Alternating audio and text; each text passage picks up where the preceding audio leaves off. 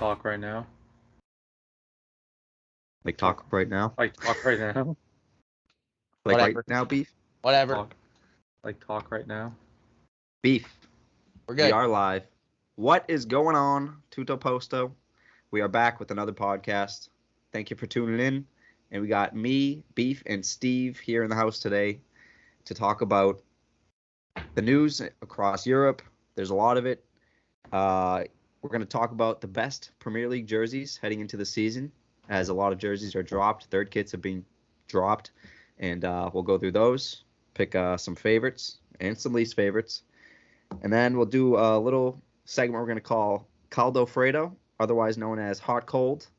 If you don't know, caldo means hot in Italian, and Freddo means cold in Italian.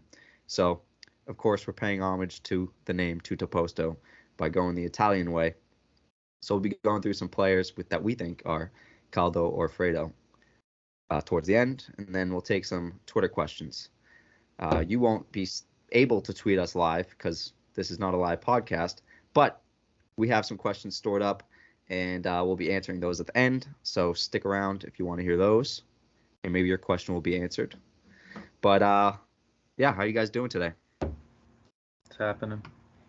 Chilling. Welcome back, Steve. Thank you. I don't know the last time I was on this, so could have went down. You showed up. You showed up mid-pod for one of them. Oh yeah. That's my MO. I think it was a Serie A pod. Oh, I'm surprised I even showed up at all for that. Guys, we're clapping it up. Steve's here for the first time in 12 years. He hasn't been here, and he showed up mid-podcast one time, but other than that, I don't think he's been here since, I don't know, maybe like March 2020 would be my last guess. Beef. But Steve's finally back somehow. I was honestly, I didn't even know that you were still on this podcast. But. Yeah, no, I come in. I answer the call. Mick sends a bat signal. It's like it's an eagle actually, and when he needs me talk, and tonight's the perfect night for it. Little EPL Eve, so I'm here to spread my eagle spirit. Exactly, and Beef's just lying to the people. Steve has been here, but for the 2022-2023 season, this is his first full podcast. So welcome back to Steve, and obviously, you know me and Beep, or Beef, whatever you want to call him, Beach. I have too many nicknames. Beach.com will be in the link below. Don't click there, please. But yeah, so we're all here today, minus Paul. But everyone's been busy. It's summer, and but we're glad to be here and be able to give you this podcast. So I guess we'll get into some news, and I'll kick it off because we're going to go through each of our teams. We each have obviously a favorite team of the Premier League, and mine being Chelsea. I'll go through the Chelsea news first, and I got a long list of it, and then I'll ask you guys what you guys think. But obviously today was a big day for Chelsea, with Barcelona apparently offering De Jong, Depay, or Aubameyang, or all three, or a number of the two of the three, whatever it is. So apparently the talks for De Jong are actually escalating, and that would be an interesting swoop from Man U. I think that would be absolutely hilarious, and in my opinion, I think Chelsea should buy all of these players because why not buy everyone? You were put in a huge hole to start the season and to end last season. They weren't able to extend any contracts. They weren't able to negotiate with any players. They weren't able to sign any players, all that stuff because of Abramovich. So now they're kind of not scrambling. It seems like they're scrambling because the season is starting tomorrow, but the window doesn't end till August 31st. So it's like kind of weird. It's always like that. I think the season's starting a week earlier this year, but it's always like that. The transfer window continues until the end of August, so this is normal. But apart from those three, Fofana is still apparently on the list, and if they can't get Fofana, it's Cucurella from Brighton. And apparently good young, or I don't know his age actually, but good left-footed left back / center back. The player that Tuchel's looking for. He's looking for a left-footed defender, and he fits the bill. But it really depends if they want to pay up for Fofana. Apparently, the 90 million transfer fee or 80 million transfer fee isn't scaring them away, and I kind of like that. Spend it all. Who gives a shit? But so for the Barcelona stuff, Beef, you said earlier that Aubameyang say no. I'm seeing nowhere that he said no. He went out to the press State your immediately source. and basically said no. I did not see that anywhere. I indeed saw it this morning. I will try to find it for you. Yeah, I don't know that's completely accurate because the talks are apparently escalating as of like a couple hours ago. That's awesome. Anyone on Barcelona is like go and poach him, be like, just say, hey, they're not gonna pay your wages. Are they just not paying people? Yeah, it's weird. We talked about this last week. It was like with the registering of players in La Liga, it's like you don't have to pay them till they're registered. It's very strange. They're And like, then and then like it's like all these transfers happening all of a sudden are potentially to balance the books for Barcelona because obviously they've had financial troubles and is why they're having to sell these players. So getting those guys off the books, apparently some of these sales could potentially lead to the Bernardo Silva leaving City to go there. They missed out on his Piliqueta as he signed a 2-year extension with Chelsea today. So that's great for Chelsea. We've talked about a number of defenders for all these teams like Chiellini, PK, those type of players that maybe might not play a lot as they age, but they'll play Champions League and they're role players and great leaders in the locker room. As Piliqueta is one of those guys for Chelsea, so I think getting that extension signed now was huge, and possibly it happened now because, like I said, they weren't able to sign any players for the past 6 or so months, so they had to do that now, and led to possibly why Rudiger and Christensen left. Obviously, they're long gone, but that's potentially the reason that they left. So why Chelsea is scrambling for defenders now. yeah, this kind of reminds me of when I manage a team in FIFA, and I run out of wages, and I just kind of dip into the into my transfer budget. Use that little slider. I'm like, all right, I gotta go into the transfer budget now. Seems like Barcelona's dipping into their or just trying to even that out with transfers because they got in Lewandowski, and he's like, I saw something today that his wages he wasn't even like the top 5. So yeah, I know like potential another reason Aubameyang could leave is because his wages go up this year. So Barca didn't pay him last year. Arsenal paid his wages. Yeah, so his wages get added to the wage bill, and obviously Barcelona is on the rise, I'd say. Aubameyang went in when the team was kind of in shambles, but they're back kind of now, and they're looking good. So, I mean, in his defense, he might want to stay, but they might not be able to keep him, and he's not going to play. He's not going to play wing. They have too many great wingers, and Lewandowski, unless he's hurt, he's not playing a second. Barcelona's basically just opening up a bunch of credit cards, and they're going to pay him off later. That's what I'm hearing. They opened up a credit card in Aubameyang. They're like, hey, we're not going to pay you now, but we'll pay you off with another credit card later on. I have also found the source. It was Mundo Deportivo in Spain. Mm-hmm. Has said, sounds legit. It's a newspaper in Spain that said that he does not want to leave Barcelona at all, regardless of interest from Chelsea. And Xavi also came out and said that he does not want him to leave. Yeah, I saw the Xavi one. I definitely saw the Xavi one. I have a feeling Xavi has a big say in a lot of these from the way their window's been going. It's kind of whatever he says is what they do, kind of. If it kind of works money-wise, he's like, I want this person to stay. Okay, they're going to stay then.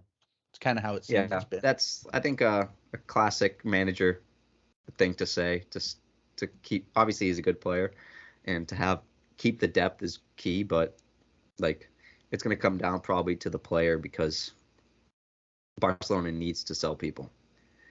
And then also, lastly, Depay was in the mix. So, I mean, if they don't get Aubameyang, Chelsea's still looking for a forward, and Depay, obviously not great, or not the first choice, but I wouldn't mind adding that type of player. He Not could at work all. at Chelsea. He could definitely work at Chelsea in that like center forward, false nine kind of feeling. Yeah, I mean, if they're gonna buy players, that's fine. I don't. And Just and anyone's good. regardless, one, he would be on the cheaper side. Like I feel like Barca just wants him gone, so that gets some wages off of their plate, so they can register like one of their players at least. But it's just one of those things where like Chelsea, I feel like need to bring someone in, and even if it's a Memphis Depay and he doesn't start there every game, but he starts 20 games there and scores 10 goals, that's great for Chelsea. Yeah. So I mean, before we move on to other teams, for me, of all these transfer rumors, I think adding De Jong would be awesome. First choice of defender would be Fofana, but Cucurella, I'd take him. That'd be my second. So one of those defenders. Obviously, I think the news was that Cucurella was all but imminent, according to the Fab, but it was debunked by Brighton. I would just like to point out he has passed his medical for Chelsea as of 15 minutes ago. There we go. And apparently things are going to be signed tomorrow morning. Makes sense. Fab's never wrong. It's just it's just when he's right. Andy was left out of the practice today, like forced out because of the Chelsea links. Friggin' Brighton, I hate those. Yeah, why it's like why are they gonna do that? It all seems imminent, and then they're like, nah. We didn't talk to Chelsea. Friggin' nothing club. No bias against Brighton as a CP fan, correct? Yeah, absolutely nothing club saying that they have nothing to do with that transfer. Give me a break. Looking for attention. It's absolutely sad. It's absolutely sad. So, for me, De Jong, Fofana, and obviously Aubameyang over Depay. If Chelsea gets those three players, I think it's a great window. My ex-captain is not going to your club. And then they got a young player from Villa as well. I'm not going to attempt try his to pronounce name. his name. Yeah. Begins with a C, and he's a young 18-year-old midfielder. You were excited about him, yeah. Yeah, who is resembling what Bellingham is doing right now at BVB. So excited for that. But another young player for Chelsea, and we'll move on to Beef's Arsenal. Beef, what do you got going? I had one side note, real quick. Hit your side note. Get on to Arsenal. Left backs, Alonso and Chilwell. Is Chilwell alive? Chilwell is alive. He's back. Yeah, Chilwell's back. That's definitely the starter. Alonso's still there. He was linked to Barcelona. He might leave. Emerson is still there. Yeah, they got a all right. They just got a lot of guys in left back. I was just curious by that $50 million signing. That'd be weird. Baba Rahman is still there. Is he one of their loanees? He's like 30 years old. That's awesome. He was brought in a while back. Wait, isn't Emerson back too?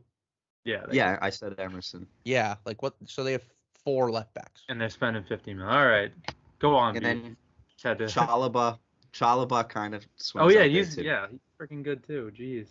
Yeah, so they're fine. Yeah, but and I won't get into all these pundits saying Chelsea's going to be like 7th, 6th, 7th place, but they're absolutely out of their mind. Yeah. Beef, what do we got going on at Arsenal? A lot of the deadwood is going out currently, is what it seems like, before any other moves are made. Hasn't been a lot of talks recently. I do believe they're not done yet, but they have to get a lot of people out. They got Leno signed for Fulham this week. Torreira apparently accepted personal terms with Galatasaray, so he'll be going to the Turkish league, which is weird. I thought he would go back to Syria, but they're kind of just getting rid of a bunch of players to try and, like, I don't even know if it's get more money to transfer people, but just kind of lower the wages so they can bring more people in. Obviously, they've been linked to Tielemans for the last 2 months, and apparently they agreed to personal terms like the first day of the transfer window. But I'm pretty sure they just have to get rid of more players to bring him in. So pretty much what it seems like, they're going to be bringing another central midfielder, and then everything that I've read is potentially another winger if they can offload Pepe at some point, which they kind of seem like they're going to be doing this window. But it's probably just going to be another central midfielder and then most likely another winger potentially. Do we think Madison? Absolutely not. No, if he's going anywhere, he's going to Newcastle. They can't. Madison would not fit into the team is the issue. Well, doesn't he play Odegaard? Isn't he basically Odegaard's position? Yeah, and they just named Odegaard captain. So yeah, I was gonna because I know they've been linked to him for like ever. So yeah, no, that one's not. And happening. Newcastle's gonna fork up whatever. What are they asking, like 70 mil for him or something crazy? I think Newcastle made a bid of 50 mil, but Leicester's also selling all of their players, so I don't know.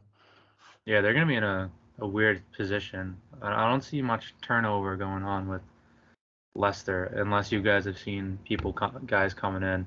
So I've seen Vardy is linked away as well. They still have Nacho, who's promising. I guess they're in a really bad COVID hole as well, like very, very bad. One of the biggest losses. So apparently they're in the boat of having to sell a lot of players. The thing is, they can sell, and they will be able to sell the players. It's just they're asking for so much and it takes so long to do it that how are you gonna fill those spots? You're gonna just have make up the money, but can't make up the guys. It's like since they have to sell players, they want to charge more, so they're not getting screwed. But it's just a tough spot to be in, I think. So yeah, like Fofana, Madison, Schmeichel, Beef, like you were gonna mention probably, who left. But keep going, Beef. What? Anything else? Not too much. I haven't seen many links recently for Arsenal, really, even for like rumors and such. So probably not going to be a super busy end of the window. I know they're still trying to obviously offload some more players, but other than that, not really too much. The only name I've really been seeing consistently is Tielemans, and then haven't even seen a consistent winger's name. I've just seen a bunch of different people randomly coming up. But honestly, if they just bring in another central midfielder to fill that depth, or even split games with like a Xhaka, that would be great. I think they're in a good position. I think a team like that could use only a couple pieces really of just veteran guys maybe to bring in. If some of the young guys, hit a slump, like some of the you got really young wingers out. Like Saka's legit, Martinelli. I don't know what they're doing with Pepe, but if they bring in like a veteran winger who can do a job, maybe off the bench, start a couple games, and then just up the depth because they're young, and all the guys have experience now. They got like 1 or 2 seasons of actually playing, so I don't think they need like a huge addition, just a couple of small pieces, I'd say. That's my Arsenal 2 cents as we face off to them. Obviously, who is it? Ben White came into his own last year after being deemed a bust. He's good. Tomiyasu is great, but he's been shifting to center back and outside back, Beef, right?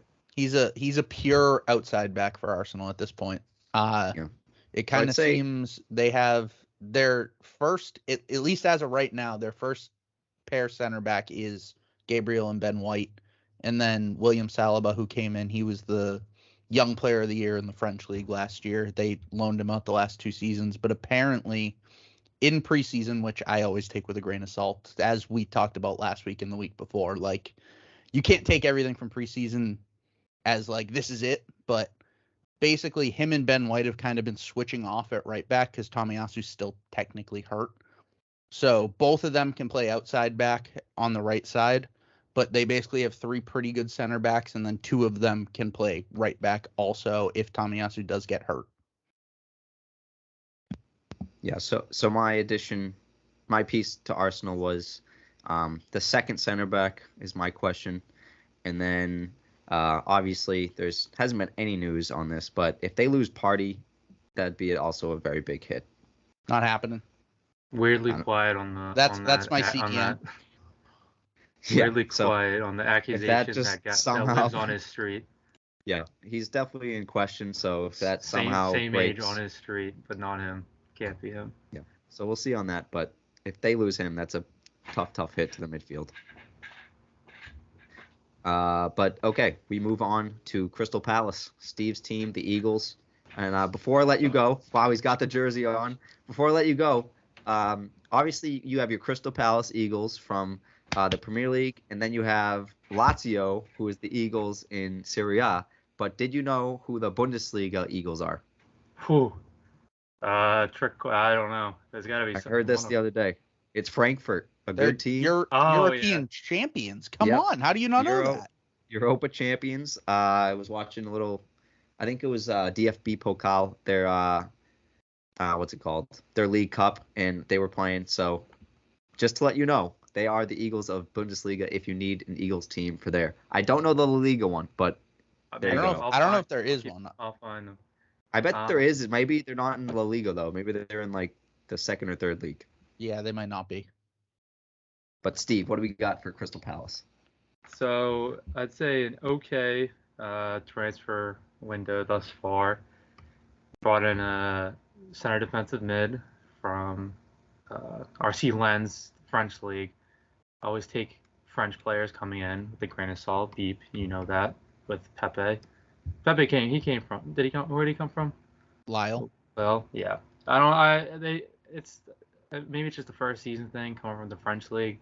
I feel like it's a step up once you come over to the Premier League. So we'll see how he does. Center defensive mid, trying to fill somewhat of a Gallagher void.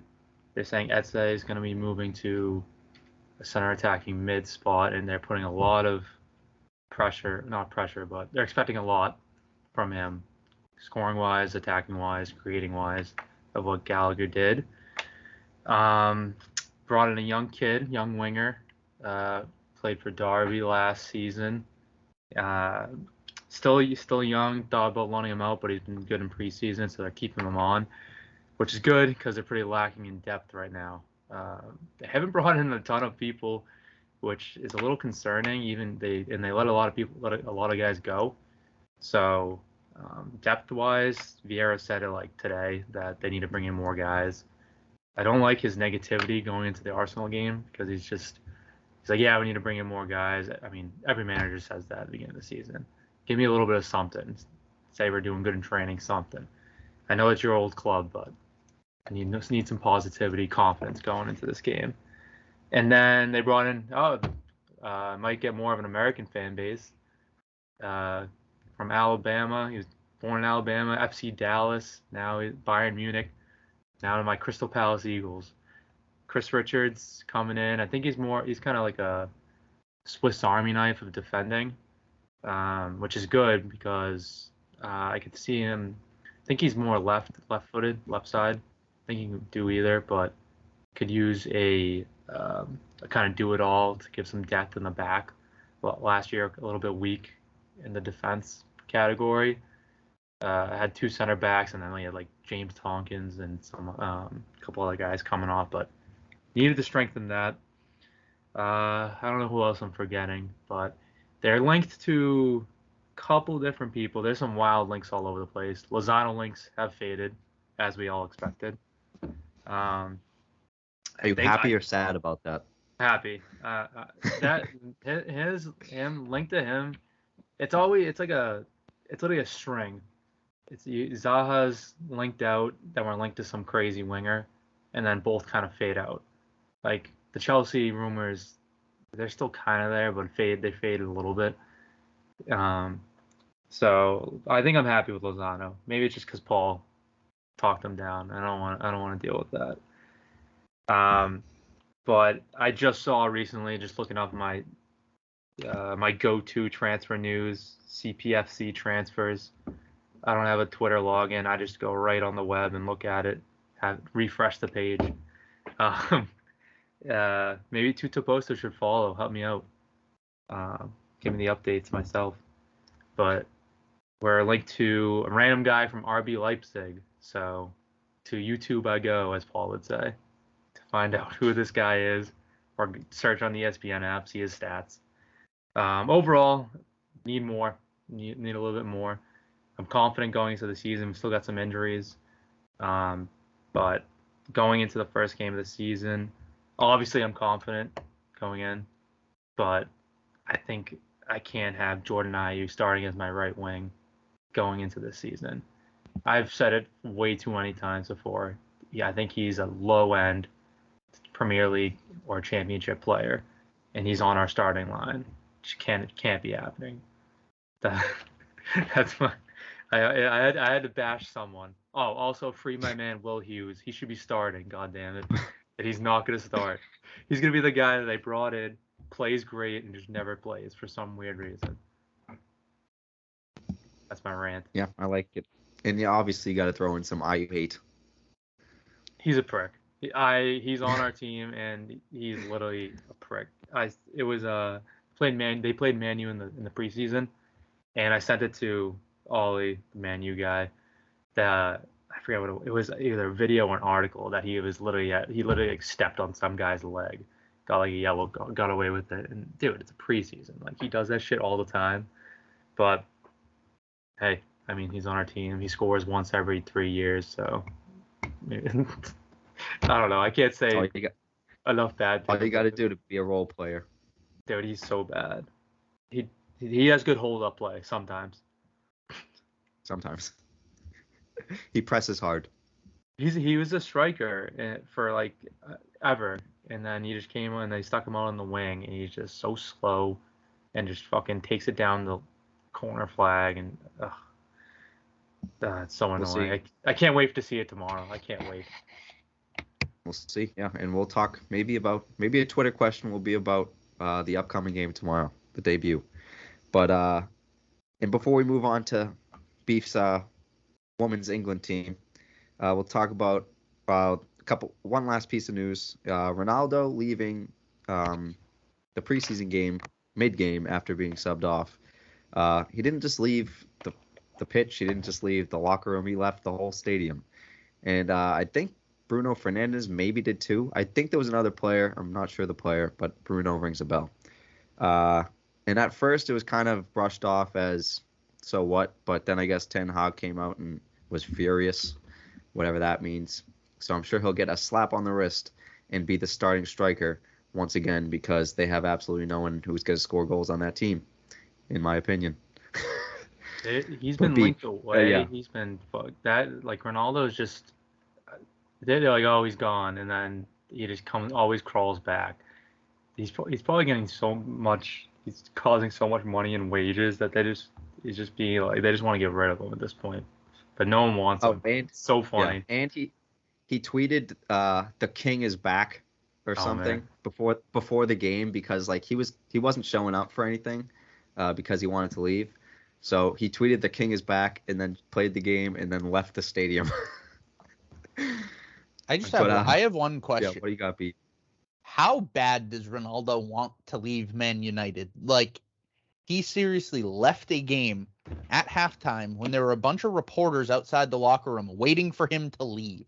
Like, I've been seeing links for him. Like, his agent was reaching out to Sporting CP to try and get him to go there. No one wants him. He's fallen off so much that no one wants him because, one, he's so expensive, and two, people are like, okay, he's going to help us, but do we really want to deal with that big of an ego at our club coming in and just being like, I'm the king now, when all he wants to do is play Champions League football, doesn't want to play in Europa League, and is not buying into Ten Hag's system. Like, if anything, Man U should just try. I know he's a club legend, but he's hurting his whole entire reputation at the entire club just trying to leave. When instead of just putting in like a transfer request, he's just kind of acting like a little baby, not saying anything and just doing stupid actions.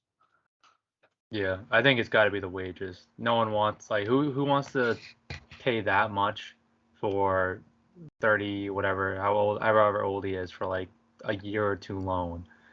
I mean, you saw what it did to Juventus. I mean, they had a decent stretch with him, but basically they had to like rebuild a little bit, take a step back because of the friggin' debt all the wages that they cost them. So it's just the track record he's had in the past couple of years since leaving Real. It's not really enticing for any club to really just take him on, you know.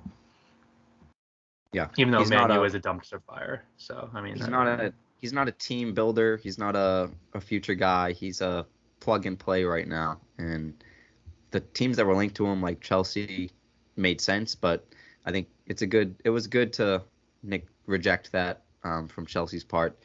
They're still like building and steadily growing up.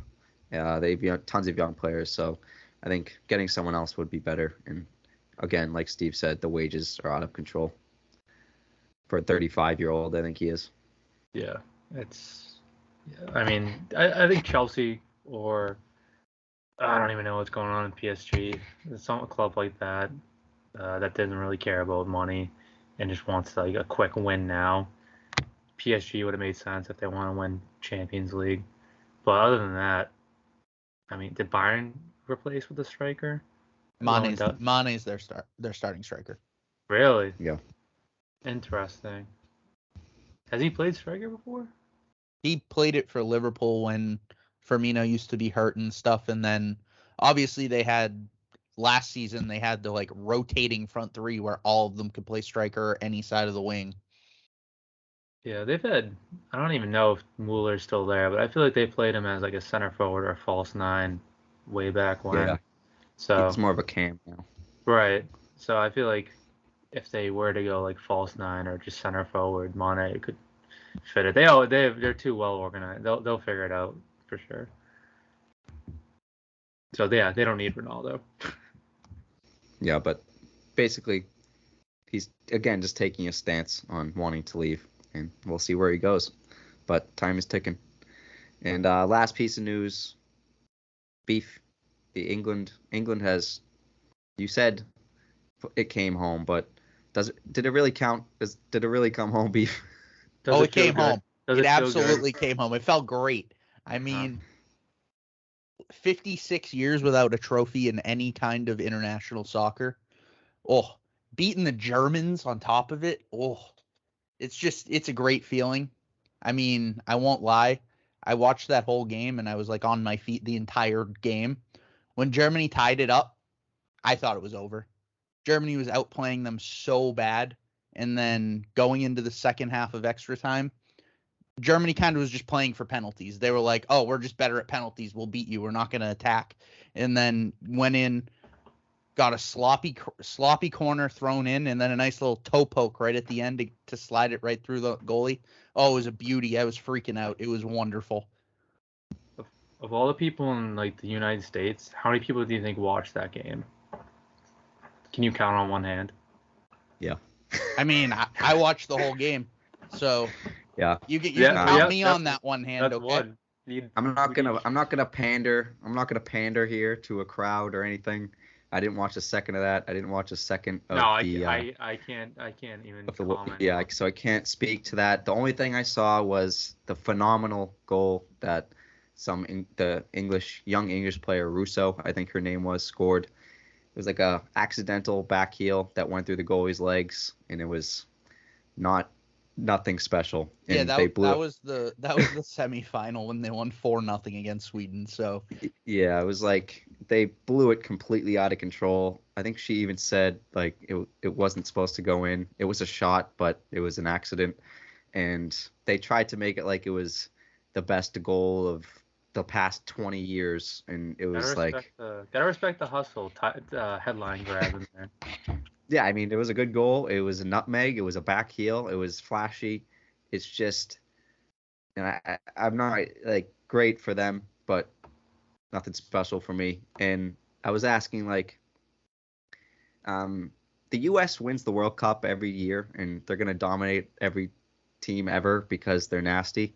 So, I mean, no one in the U.S. cares that the U.S. women's national team won, and I think England fans are getting a little overhyped about their team winning.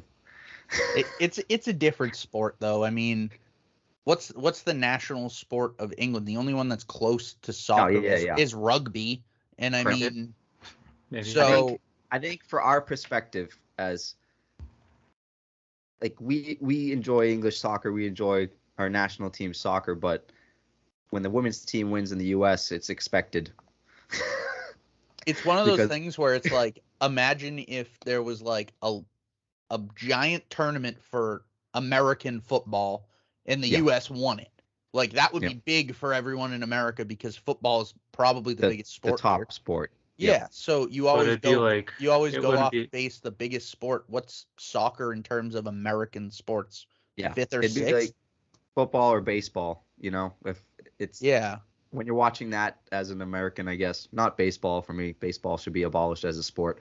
But but I understand what you're saying. Yeah, in England, in Europe, for a women's team, for your national team to win, it is probably the second biggest team that you'd want to win. So definitely understand that. Obviously, congratulations to England.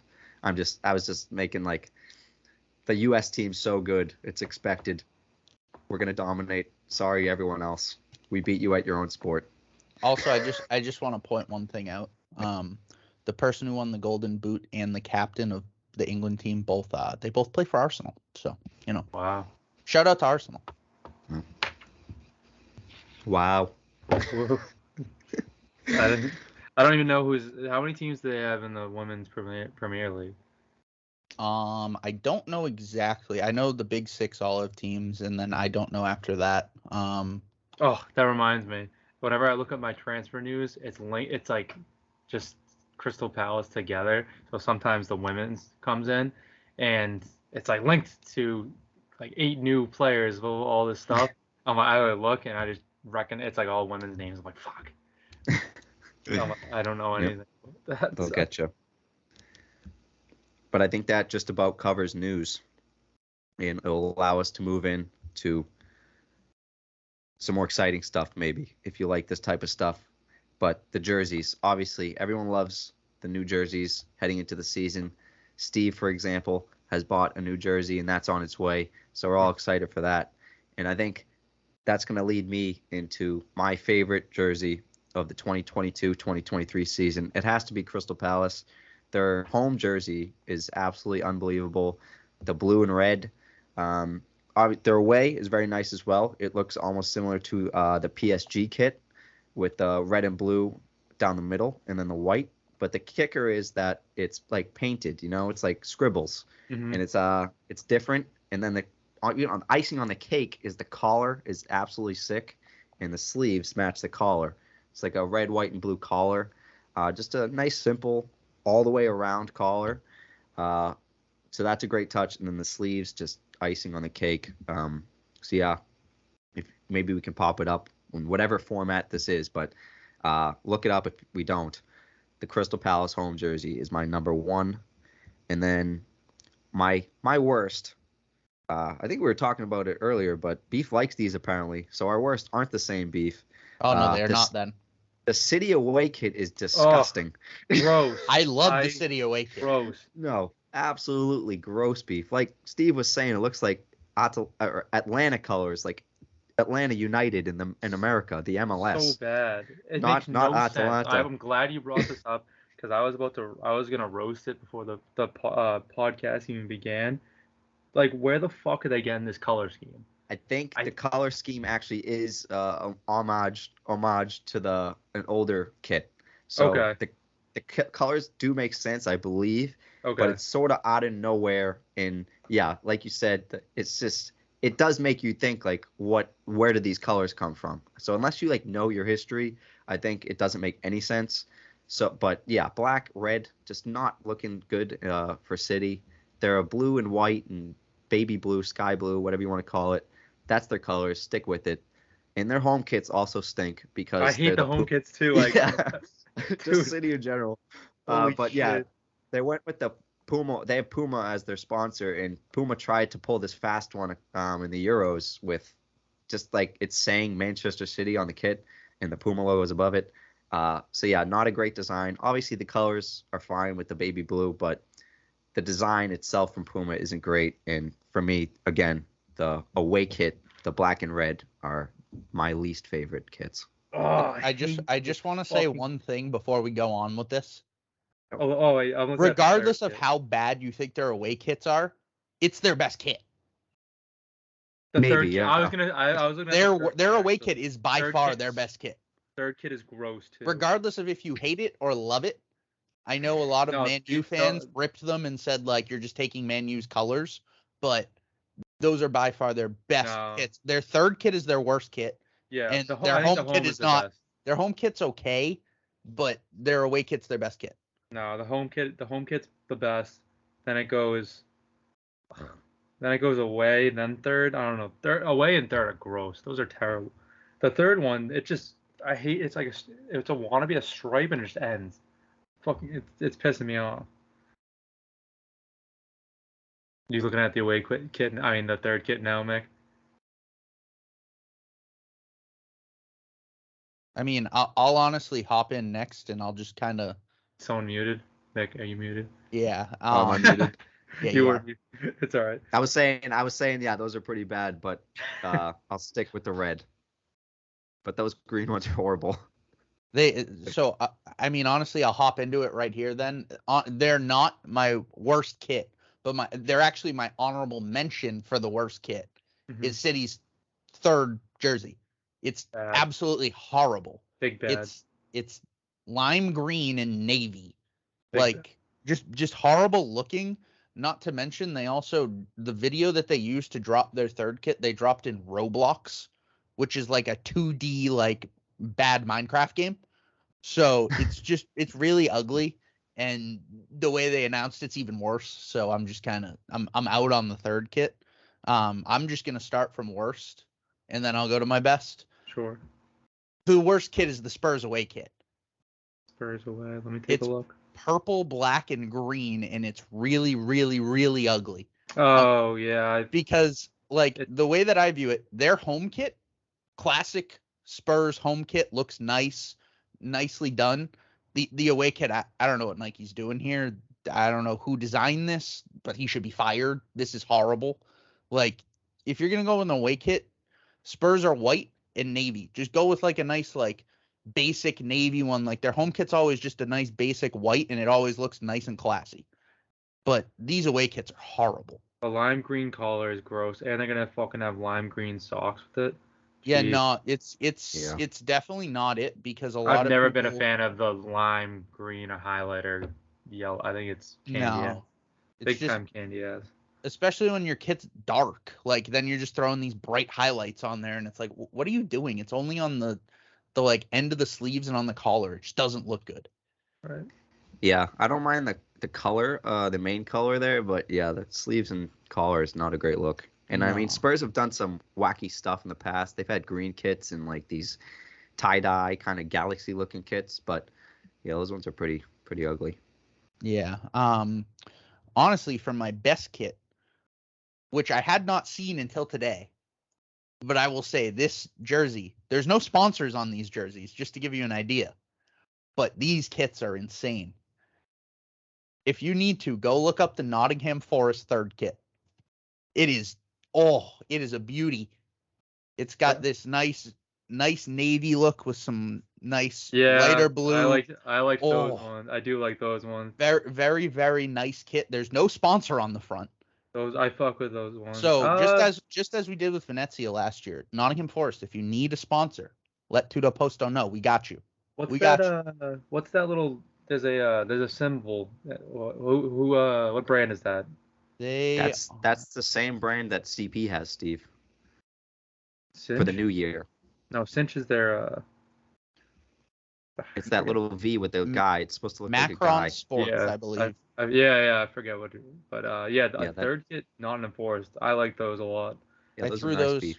And then my other ones that I was gonna throw out there, the United and Arsenal home ones. They got nice collared jerseys, just look classy, like classic jersey. But the Nottingham Forest third is definitely my favorite from what I've seen.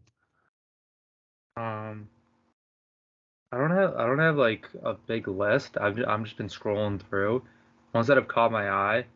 Just one of the tops in no particular order. I like the Arsenal away. I like the black. I like the black too. Those are nice. They're fresh. They got a little. It's not just straight black like the West Ham. I looked at the West Ham away. I think it's their away, and it was just kind of like plain black, which is but there's some like texture to the Arsenal one, which is pretty sick.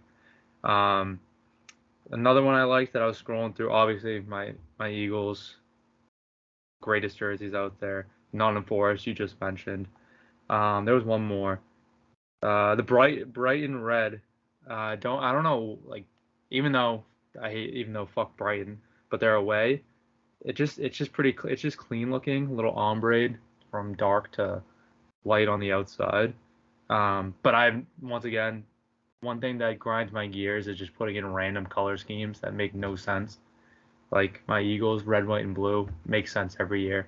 Don't get too cute with it. And then ones that I absolutely hate. Where was that one?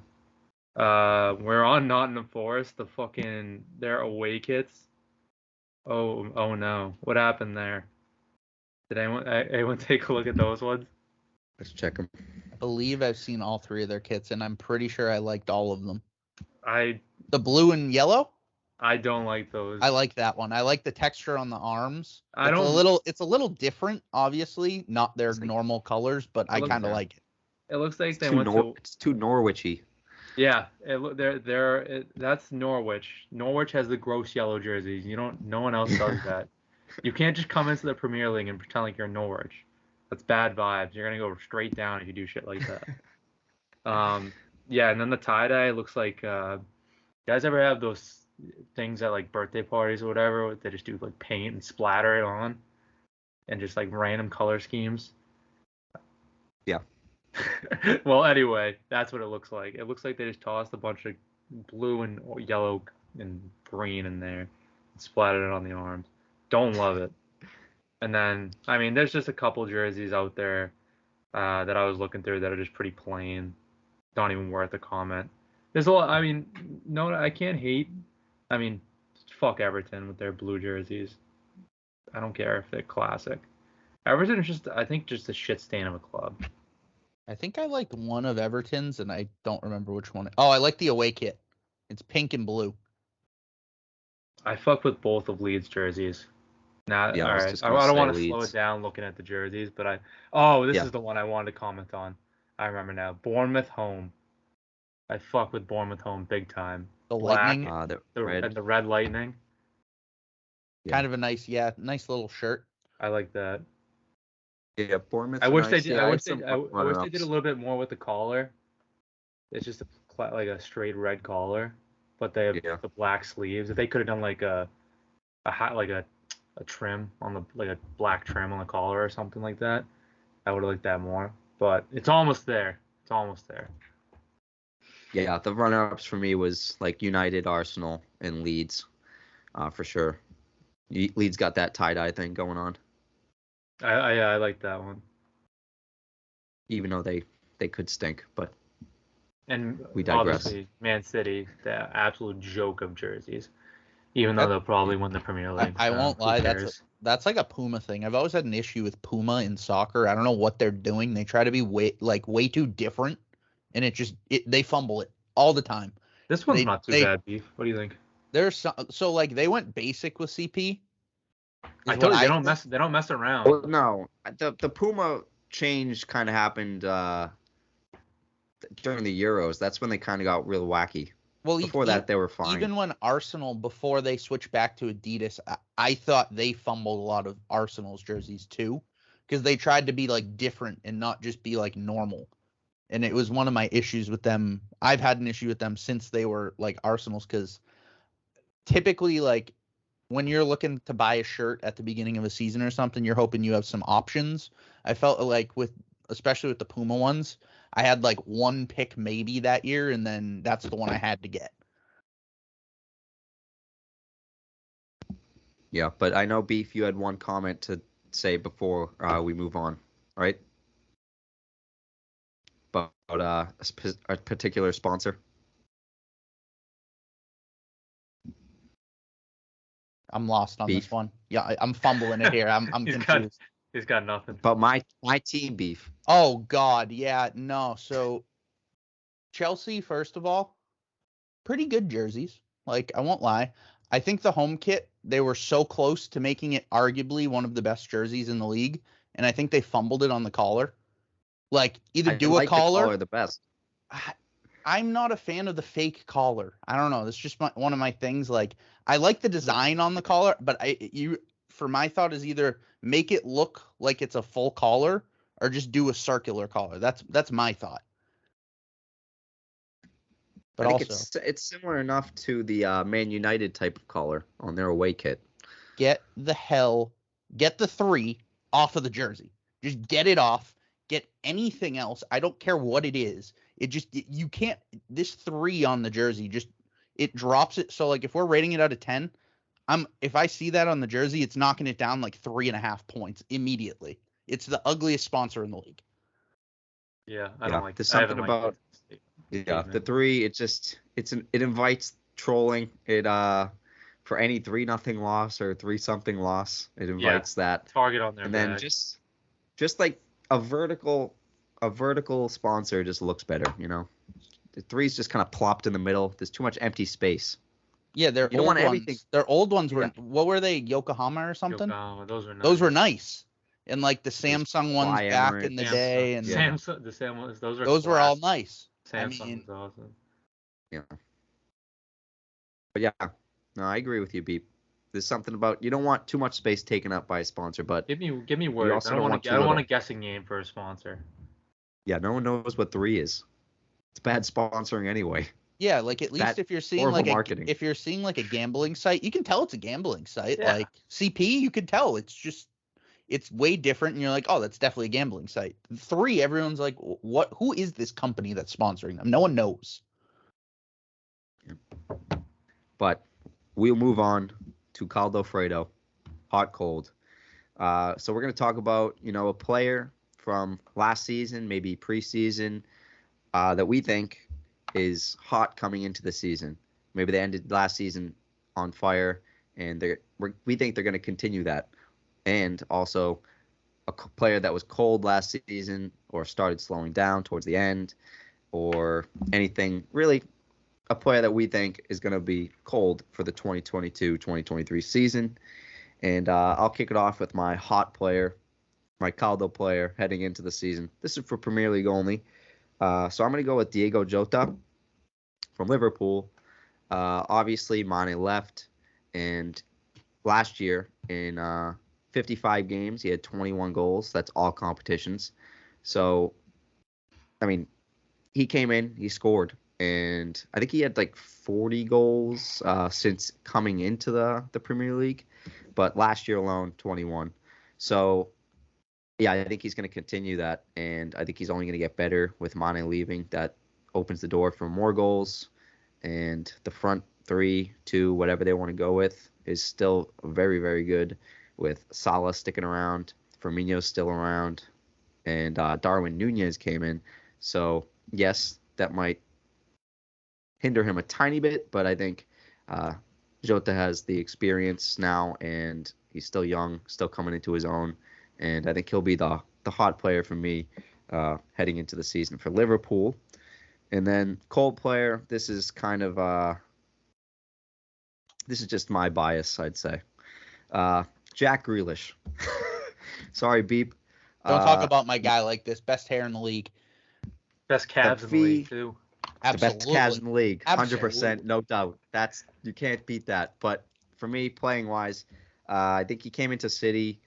He wasn't super young. He was 26, so he's probably about 27 by now. And he didn't really do much. He was a turn around and pass it backwards type of guy. I think he started kind of forming into it a little bit later in the season. And preseason, he got an assist to Haaland, I saw, but that's preseason. But yes, Haaland could make this opinion of mine completely shot. Haaland being the striker and Grealish having someone to feed could change the game completely for him. He could take a huge step up.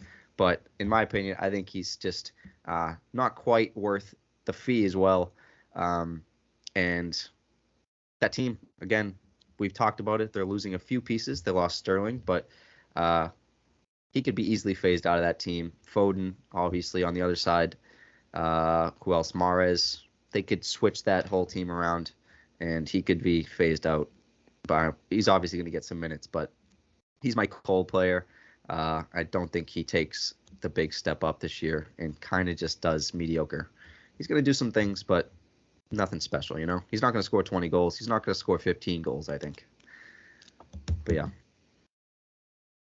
I like those takes. I do. Especially Diego Jota because I had him last year.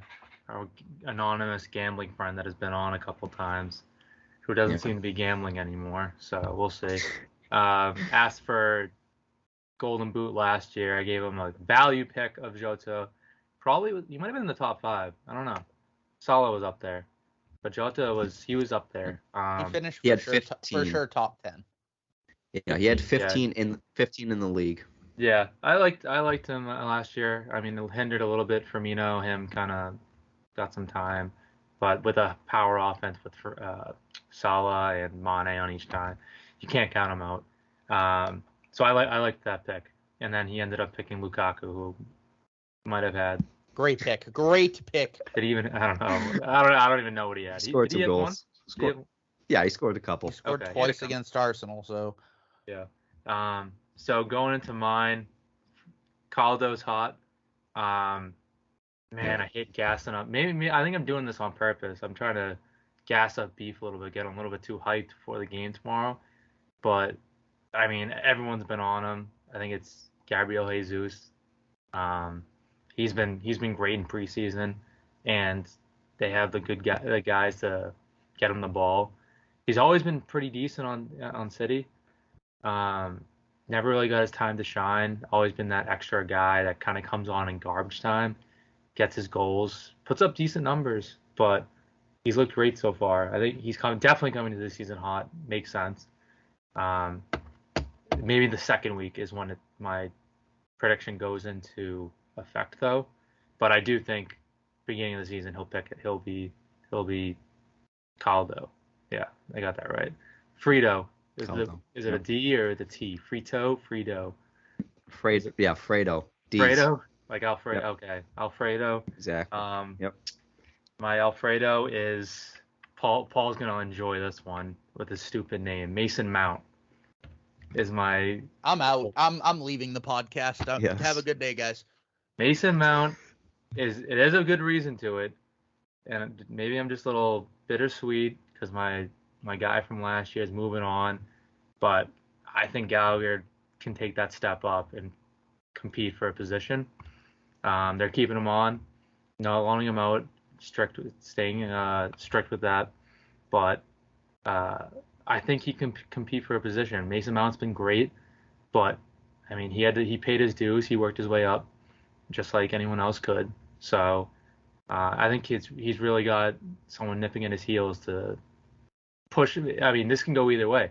If he's cold, then he could completely drop off.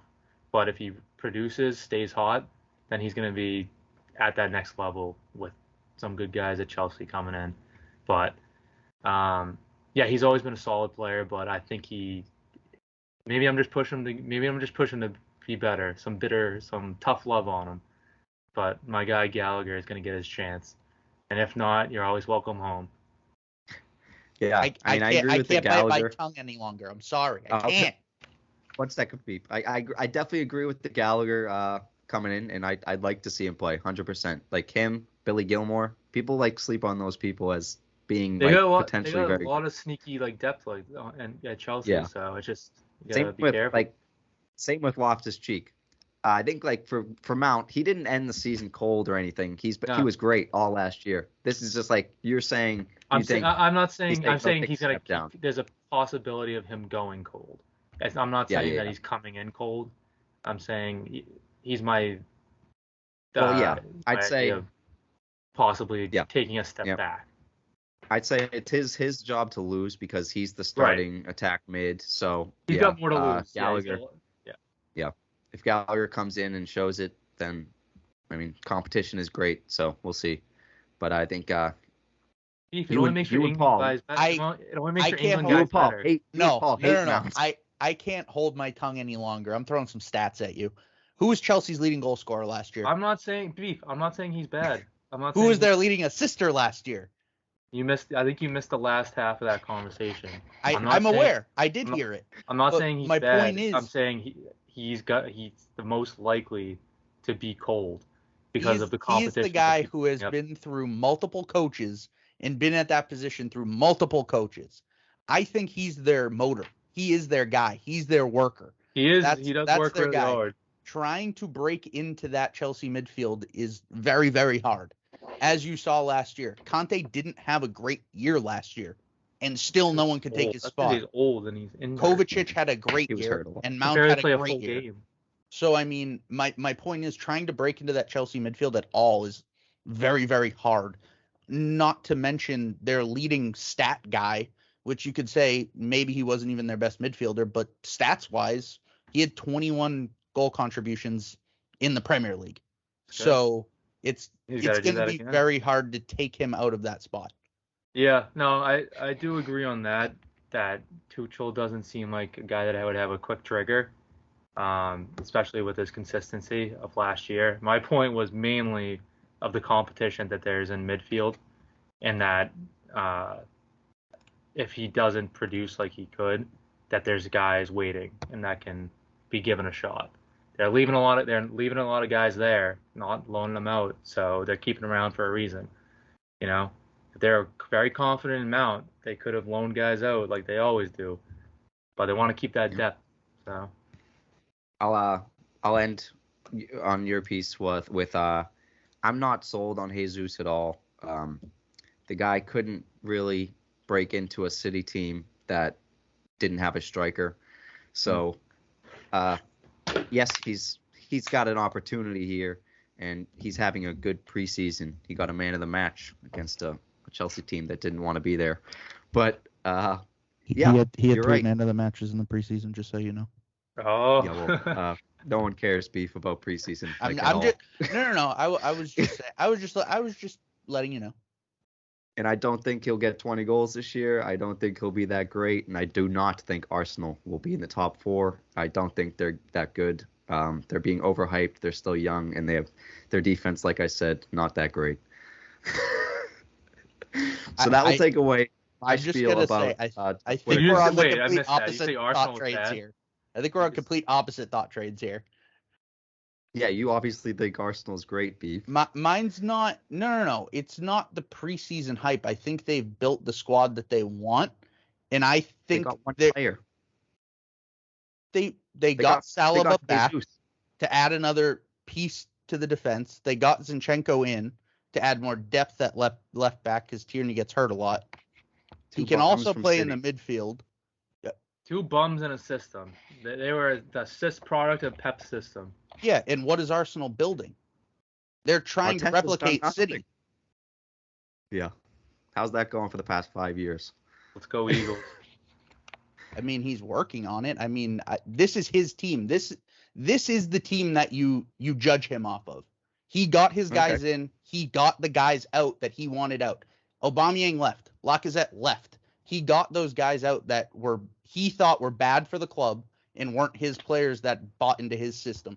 This is the year where you judge him. Okay. No, I agree. This is maybe his final year because he was going to get fired probably for the past 3 years. Yeah, I do agree on that. I think this is his judgment year. No, I don't know. Arsenal's not going to let him go if he gets out of top 4. Yeah, I don't think they fire him. I don't know. They got top 4 last year, so anything lower than that could be a short leash. You never know. They got fifth last year. No, they were 5th. Okay, sorry. Yeah. It was who got in above them? Spurs beat them by a point. Yeah, I mean that's just my opinion. It's like they had a good end to the last season, but they were relegated for the first 6 months. So they were relegated for the first 3 games. Relegated where clause. They played City and Chelsea. There was a clause. No, it was longer than 3 games, but they were only in the relegation zone for the first 3 games, then they won their 4th game or out of it. Yeah, I think they were out of the relegation zone, but they were down the bottom half of the table for a month or so. They could be the Everton of this year. No, they won't be the Everton. And I'm not saying they're bad. I'm just saying I'm not sold on the defense, and if they lose Partey, like I said, and I'm not sold on Jesus, and a lot of pundits are overhyping them. I know you aren't, Beef, but a lot of pundits are hyping them up so much based on preseason games. Yeah. I know you aren't, Beef. To back up my point on him, when I say I think that I don't know. I thought that Arsenal always had the winger. I thought they've had decent tools for the offense. I agree. I'm not sold on the defense, and their defensive mid is. I mean, if they're still playing Xhaka this day and age, then God bless them. He's only good internationally, but I thought they had the tools, and Odegaard's been looking good offensively to put him in the right spot and be just as good as he was on Man City. Better because he's actually going to get the playing time and the minutes. So that was my reasoning. I don't even know what he's. I haven't been tuning in on preseason. So Yeah. That was one of my questions for Twitter, so I just wanted to toss that in since we were talking about Arsenal. what was the question?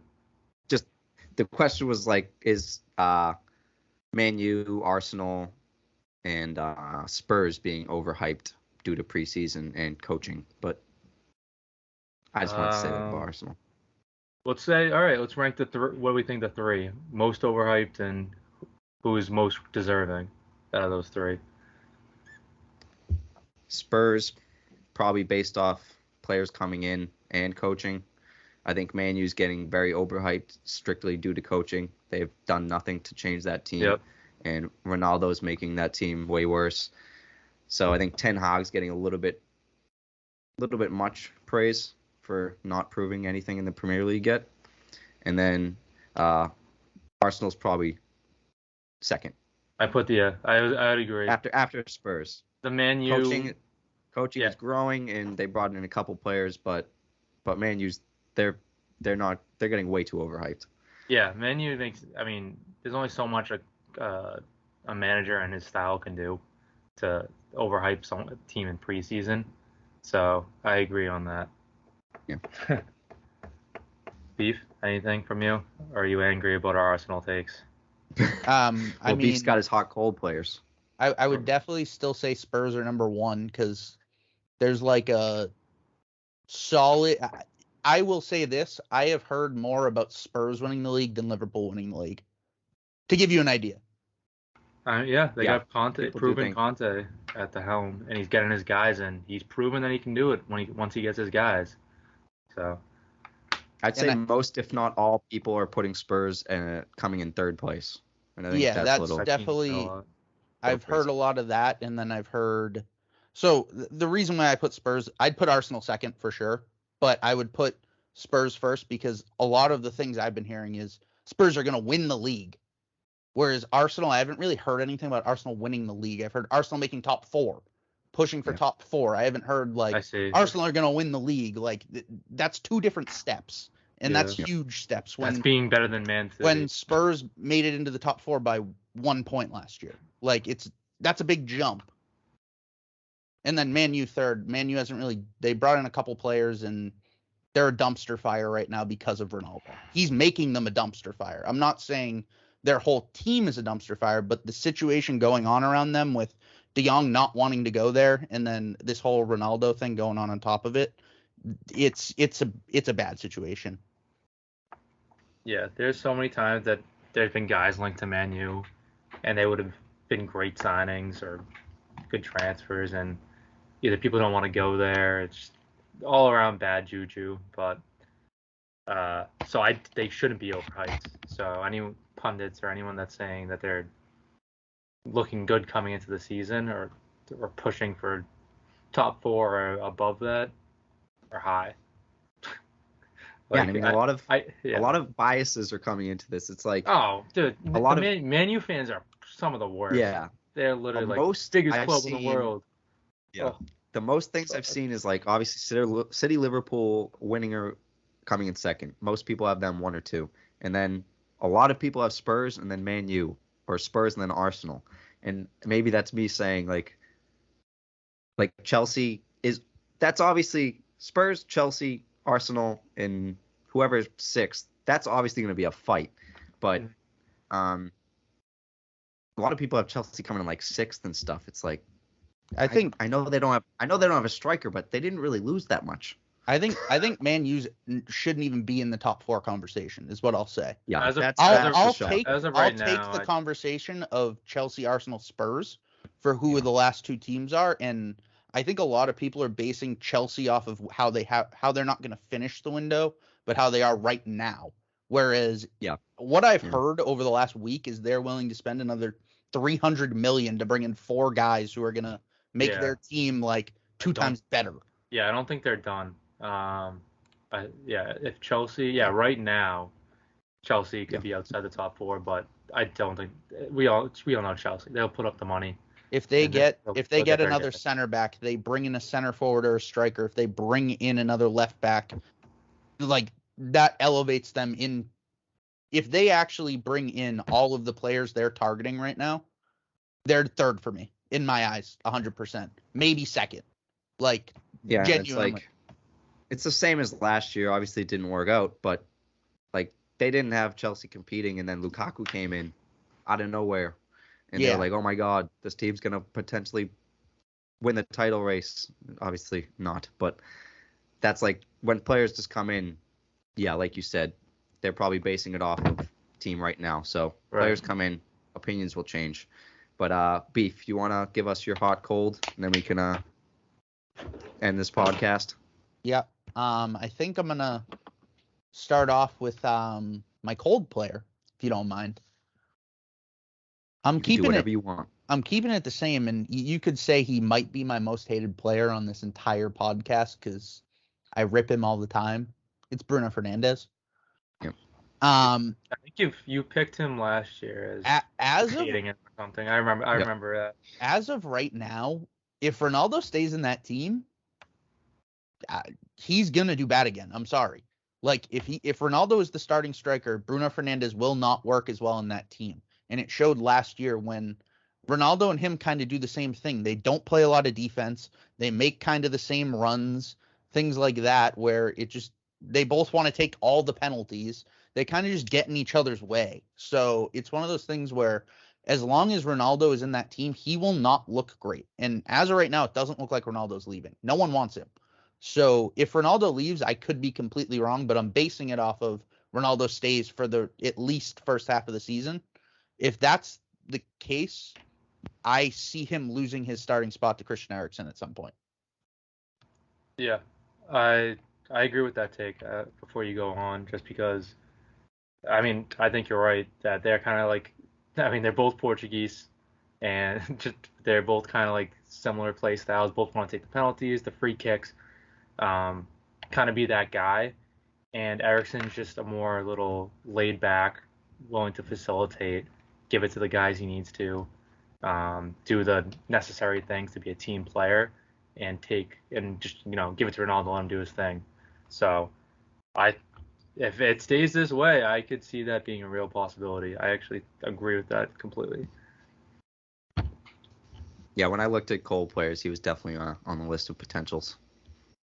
I think he was just my initial thought. Well, I also hate Bruno Fernandes because I remember 2 years ago when people were asking if he was better than Kevin De Bruyne, and I started laughing. So, but yeah, no, he's definitely my cold player, and I think as of right now he's going to continue to stay cold.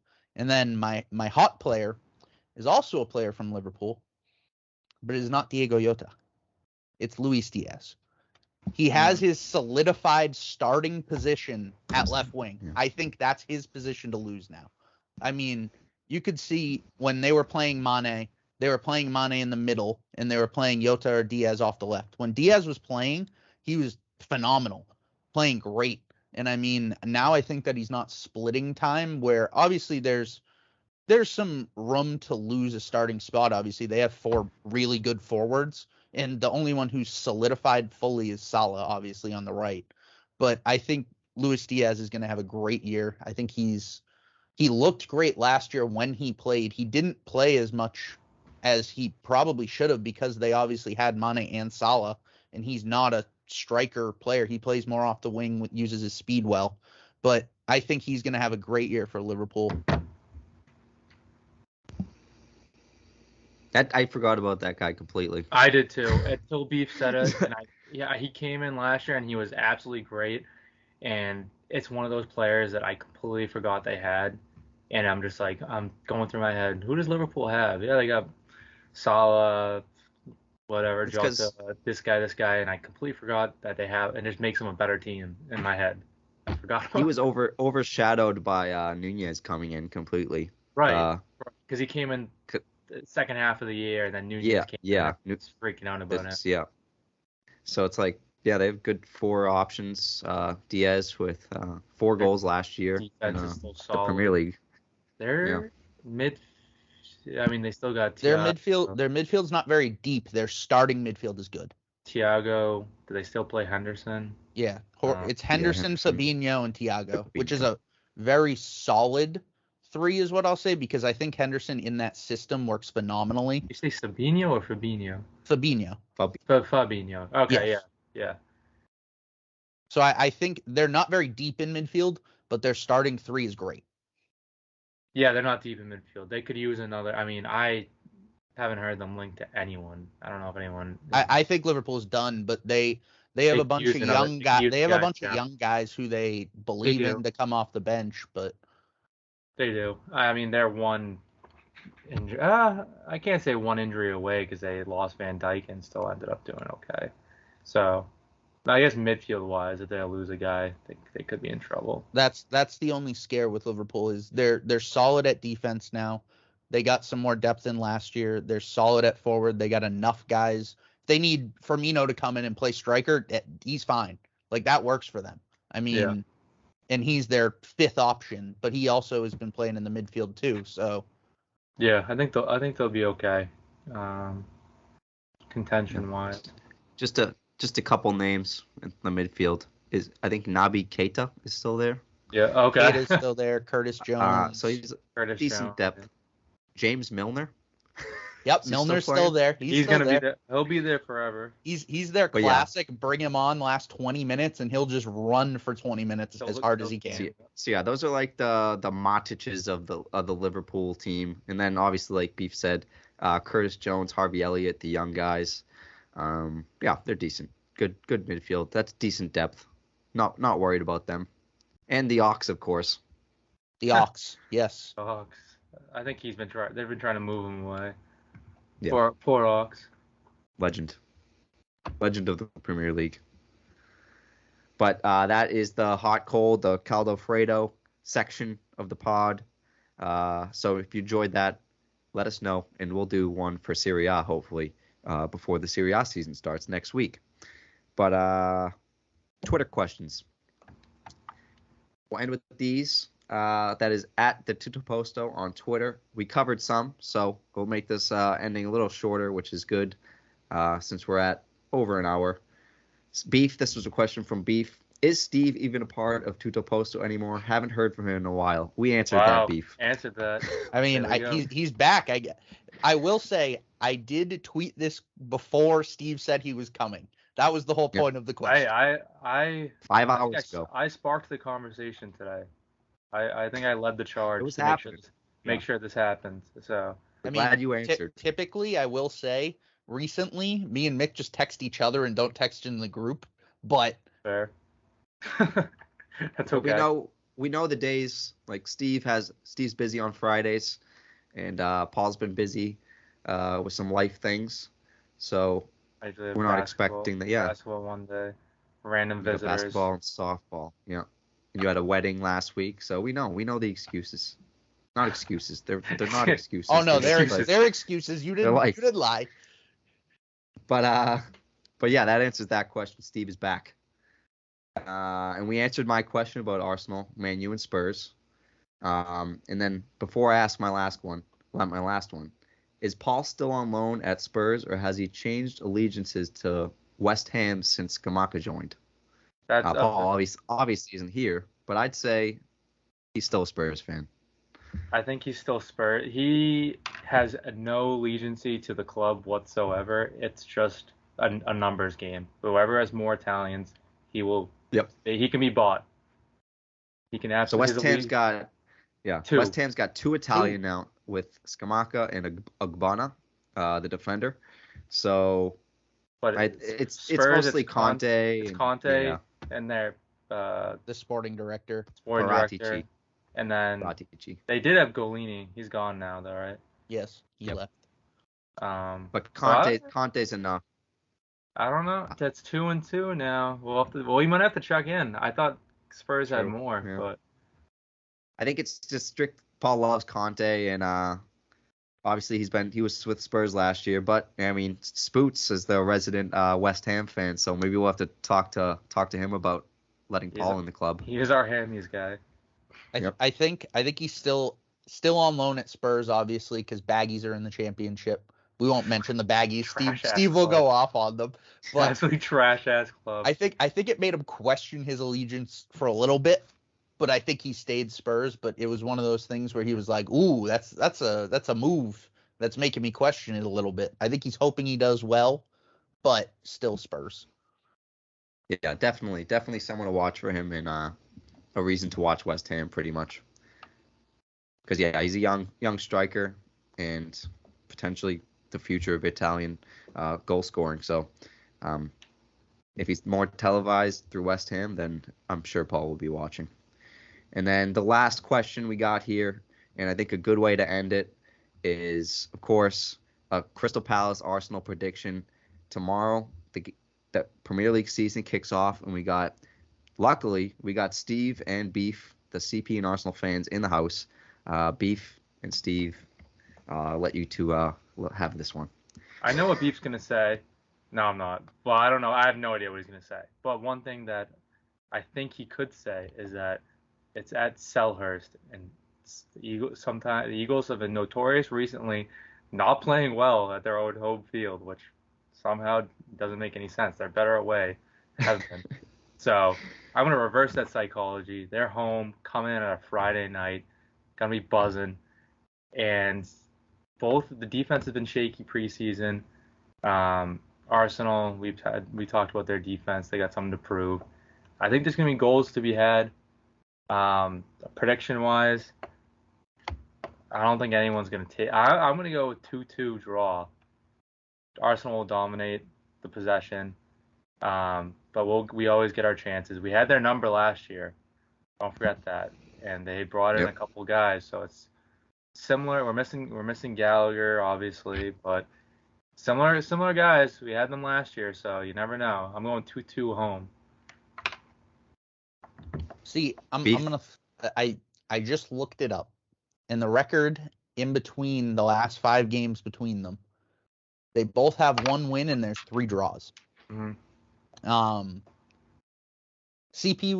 They beat them last year and they tied them last year, and they probably should have beat them twice. I think Arsenal scored in like the 93rd literally minute the last to tie it. touch of the game. Yep. So the game they lost, though, our outside backs may have been the worst performance of outside backs I've ever seen in a soccer game. It was horrendous. That was a little bit of an outlier. It was horrible.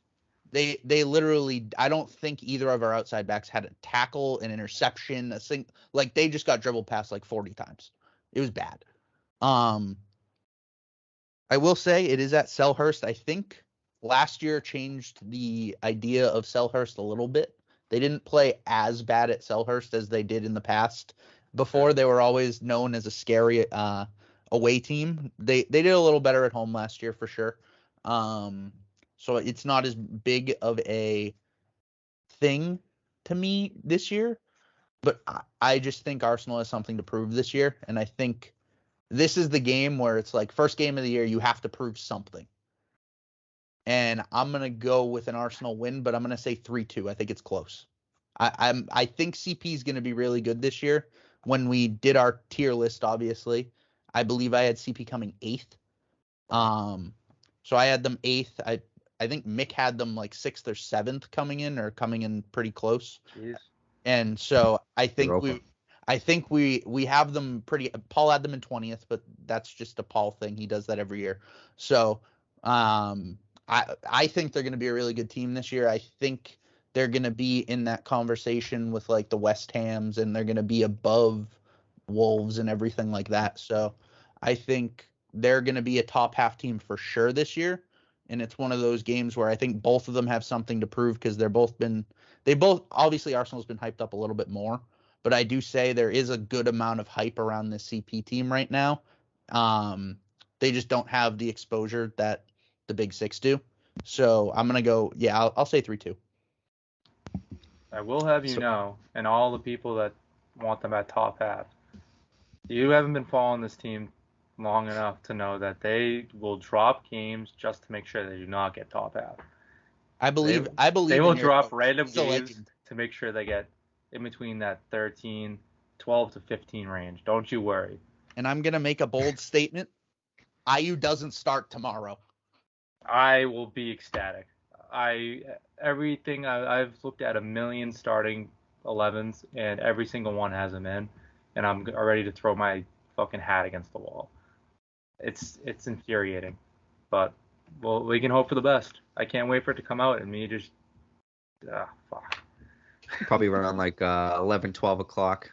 We'll see those. I would love to see them do it. There's been talks of them trying out new formations, so we'll see what they come up with tomorrow. I could talk all night about them, but Yeah. it's Premier League Eve. We'll see what happens. Yep. So we got a 2-2 draw from Steve and a 3-2 win for Arsenal from Beef. Yeah, like you said, Beef. Last 5 matches was 1-1 tie, 0-0 tie, 3-1 Arsenal, 2-2 tie, and then Crystal Palace ended last season with a 3-0 win. I'm gonna go draw as well, but I don't see the goals as high as you guys. I'm gonna go 1-1. I think first game of the season could be some jitters. And of course, I think I could be completely wrong here and proven wrong. Jesus could go off. Who the hell knows? Like you said, CP's defense is struggling, but they're young, and they brought in the Chris Richards, like you said, Guy's second year, Vieira's second year, coaching these guys. So they could be a complete shock, and I had them 6th, like we said. That's just a hope, but I think they'll be top 10 for sure. So 6 to 10, I think, is where I'd have them, and I think they take that step up from the 12 to 15, like Steve said. But again, I'll go 1-1 draw from this Crystal Palace and Arsenal game to kick off the year tomorrow, 3 p.m. Eastern. I don't know where it's being televised, probably Peacock or something like that, because NBCSN is not a channel anymore. I think USA's got it now. Yeah, it's probably USA. I don't see them paywalling the first game, but we'll see because I don't put anything past them. So, yep, we'll see. But either way, tune into that. And soccer is back. I think Bundesliga starts tomorrow as well with Bayern at Frankfurt. I think might be the first game. Yep. I think that's at like 1 something too. So before the Premier League. So yeah, it's back. And then obviously we got Premier League weekends. And there's talk of potentially getting together for the soccer game Saturday morning, something like that. Maybe get some coffee. So we'll see. But thank you for listening today. And if you want to check us out on more places, we are at the Tutto Posto on Twitter and Instagram. We are at the Tutto Posto on TikTok now as well. So check that out. And then YouTube, just Tutto Posto. Yeah, that's the whole point, Steve. If you listen to last, yep. Who's making TikTok? If you listen to last episode, yeah, we got our first one got posted the other night. Wow, get on that hype train. I gotta see this. Yes, thing. so obviously we want to grow the Tutto Posto and reach more people, all that good stuff. So TikTok is probably the best way to grow. So obviously we want to cover all bases, all aspects: Twitter, Instagram, TikTok, YouTube, whatever comes next, we'll be on it. And yeah, so we're gonna be consistent on those and stepping up the game.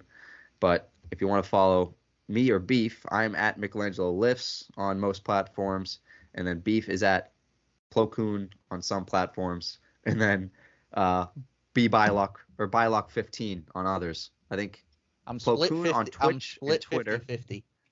Twitch and Twitter is Plo and Instagram and TikTok is Bylock 15. Correct. What the fuck's yes. Plo? You've never seen Star Wars before. You disappoint me. I don't even know what you're saying right now. Jedi Master Plo Koon? Oh, okay. Great pilot. I had no idea what you were saying. I was like, I don't know what's wrong with this guy. Why is he even here? But Why did we invite him back? So the point of the before we sign off, the point of the social medias is TikTok is the quick, digestible form of snippets from the show, and YouTube is the long form, just audio version of the podcast that you can see if you listen through YouTube. Obviously, check us out on Spotify. That is where the podcast is hosted, and that is the easiest place to listen. Also on iTunes. But yeah, thank you for listening and tuning into this Premier League podcast. Welcome back, Steve. What do you want to say, Steve, to sign us off? Go Eagles, baby. Yep. And happy Premier League Eve, and good night.